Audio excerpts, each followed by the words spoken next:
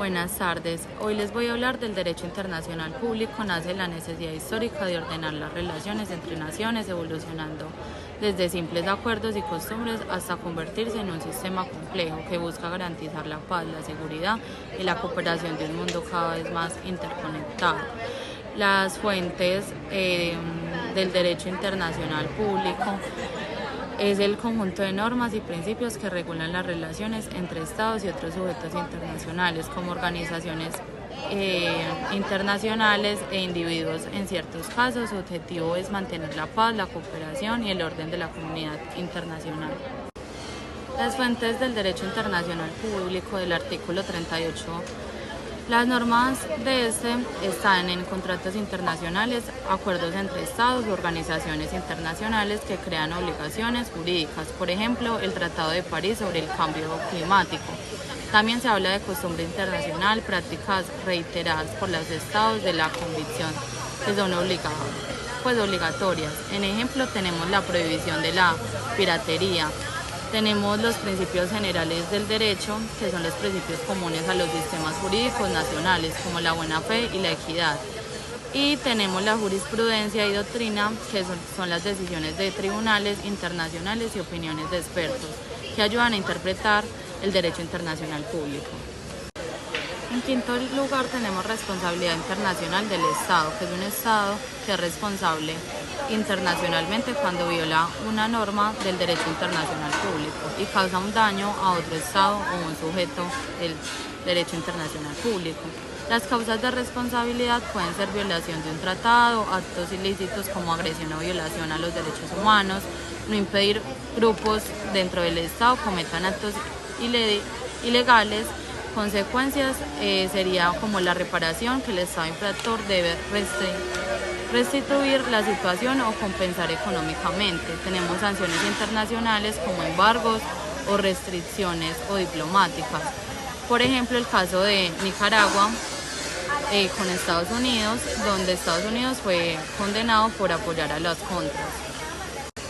También tiene reconocimiento de estados y gobiernos. Un estado puede existir sin ser reconocido, pero el reconocimiento facilita su participación en la comunidad internacional.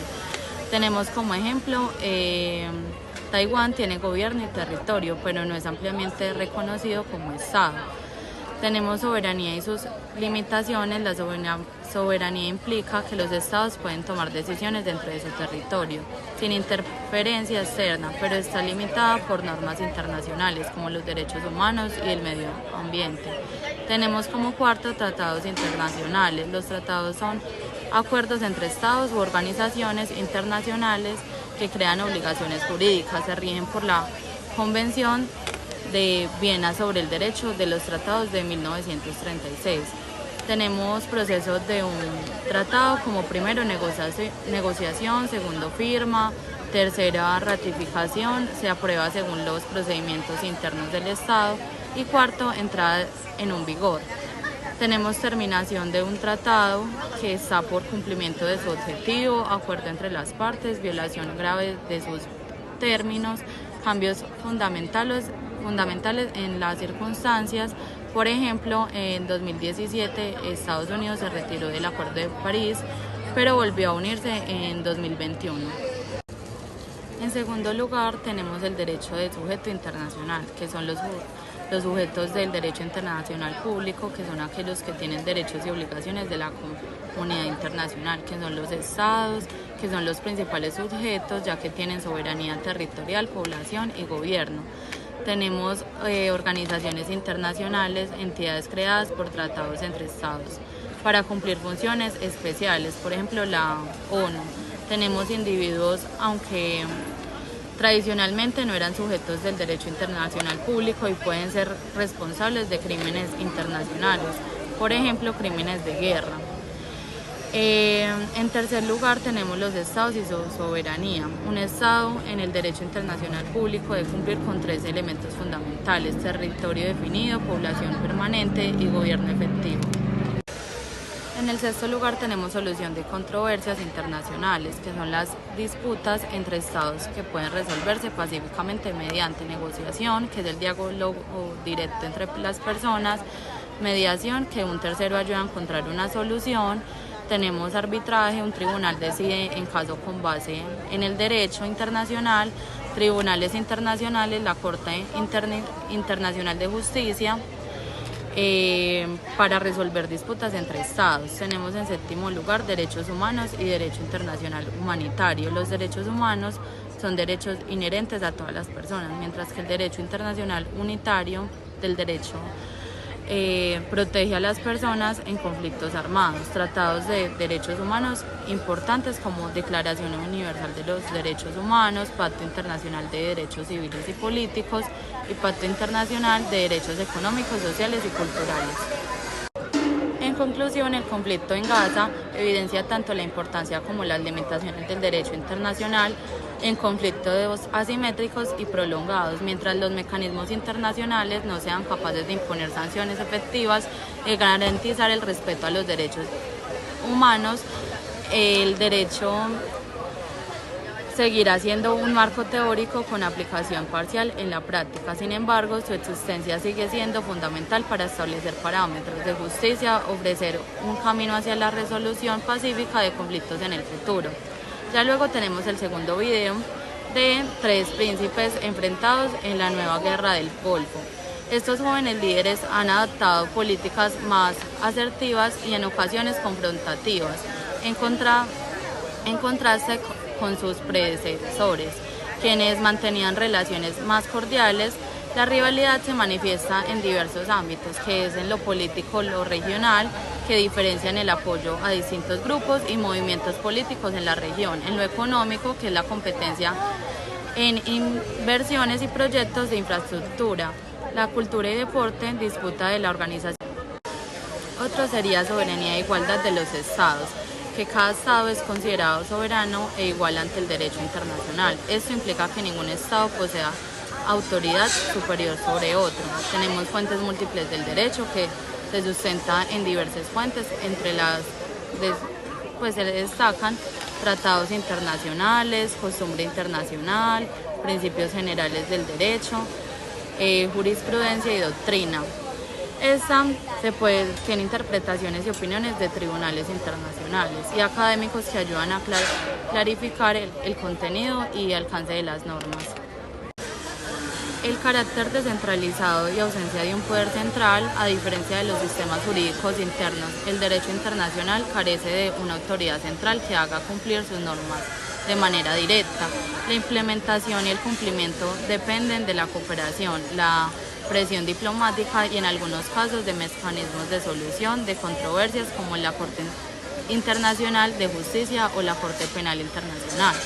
Tenemos dinámico y en constante evolución, responde a los cambios y desafíos de la comunidad internacional, adaptándose a nuevas responsabilidades como el medio ambiente, la ciberseguridad, el terrorismo y otros temas transnacionales. Instrumentos de solución de conflictos, propicia mecanismos pacíficos de resolución de disputas como la negociación, la mediación, el arbitraje, los procesos jurisdiccionales ante tribunales, lo que contribuye a evitar conflictos armados y mantener la paz.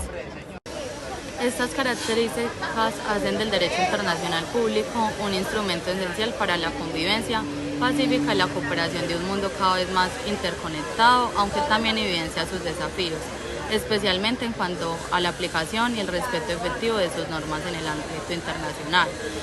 Tenemos intervenciones humanitarias. En algunos casos, la comunidad internacional interviene en un país para detener violaciones masivas de derechos humanos. Tenemos como ejemplo la intervención de la OTAN en Kosovo en 1999 para detener el genocidio. En conclusión, el derecho internacional público es clave para regular las relaciones entre estados, proteger los derechos humanos y garantizar la paz y la seguridad mundial.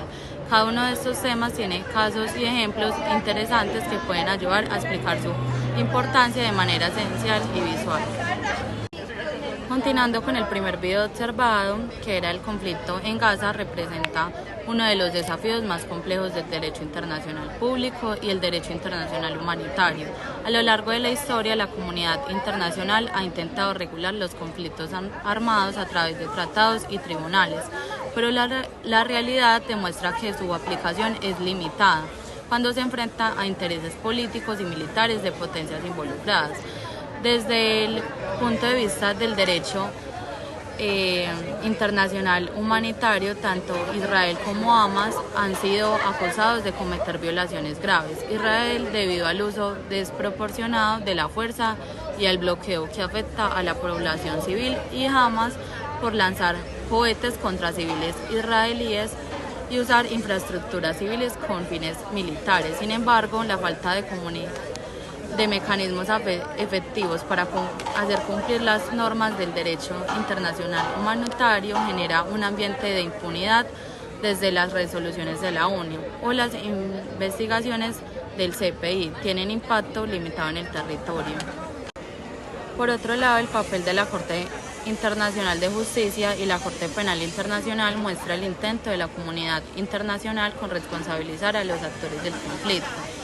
La demanda de Sudáfrica contra Israel por genocidio y la investigación de la CPI sobre crímenes de guerra indican que el derecho internacional público está evolucionando para abarcar conflictos contemporáneos, pero enfrenta barreras políticas como la negatividad de algunos estados a reconocer su jurisdicción.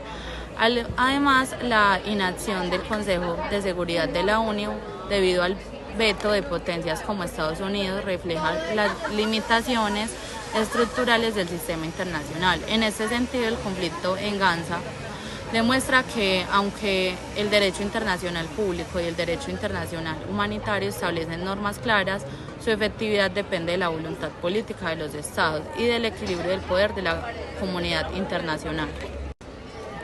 Tenemos tribunales de derechos humanos como Corte Europea de Derechos Humanos, Corte Interamericana de Derechos Humanos, Corte Penal Internacional, que juzga crímenes de guerra, genocidio y lesa humanidad. Tenemos en octavo lugar uso de la fuerza y seguridad internacional. El uso de la fuerza está prohibido en el derecho internacional público, excepto en dos casos: legítima defensa, un Estado puede defenderse si es atacado, como en el artículo 51 de la Carta de la ONU. Tenemos en el segundo lugar autorización del Consejo de Seguridad, también de la ONU, que puede permitir el uso de la fuerza para mantener la paz. Ahora las características de internacional público está que el derecho internacional se caracteriza por ser un sistema normativo que regula las relaciones entre los sujetos internacionales, principalmente los estados, pero también organizaciones internacionales, y en algunos casos individuos, como carácter normativo y vinculante, que establece un conjunto de normas y principios y obligaciones que los estados y otros actores deben respetar en sus relaciones mutuas. Tenemos consentimiento y voluntariedad, que la aplicación de las normas internacionales se basa en el consentimiento de los estados. En este caso tenemos como conclusión que la llegada al poder de estos tres príncipes ha redefinido las relaciones en el Golfo, pasando en una cooperación cautelosa a una competencia abierta en múltiples frentes. Esta nueva dinámica ha generado inestabilidad regional, afectando alianzas, tradiciones y provocando realineamientos políticos y económicos. Aunque no se ha desencadenado una guerra convencional, las acciones políticas de estos líderes han creado una guerra fría en la región, caracterizada por conflictos diplomáticos, económicos y de influencia. La resolución de estas tensiones dependerá de la capacidad de estos príncipes para equilibrar sus ambientaciones personales con la necesidad de estabilizar y cooperacional en el Golfo. En el tercer video tenemos a China en un estado policial o un laboratorio del futuro. El análisis de China bajo las etiquetas de estado policial y laboratorio del futuro revela una complejidad que va más allá de una simple dicotomía. Por un lado, el extenso aparato de vigilancia y control social reflejado en tecnologías avanzadas de monitoreo, el sistema de crédito social y una regulación estricta de la información sugiere rasgos característicos de un estado policial. Estos mecanismos que han permitido al régimen consolidar su poder y mantener su orden estricto son fuentes de preocupación en cuanto a la erosión de libertades individuales y derechos humanos. La paradoja reside en estas dos fases. El control estatal intensivo y la apuesta de la innovación no se excluyen mutuamente, sino que se potencia en un modelo que busca estabilidad y progreso al mismo tiempo. La eficacia en la implementación de políticas y proyectos ambiciosos ha demostrado en el rigor en la gestión puede generar beneficios económicos y tecnológicos. Sin embargo, este mismo rigor implica un sacrificio en términos de transparencia, pluralidad y participación ciudadana.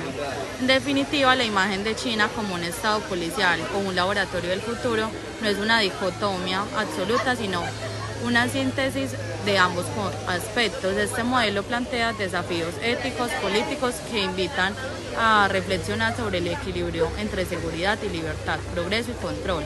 La verdadera lección radica en analizar cómo otros países pueden extraer aprendizajes adaptando prácticas innovadoras sin comprometer los valores fundamentales de derechos humanos y democracia.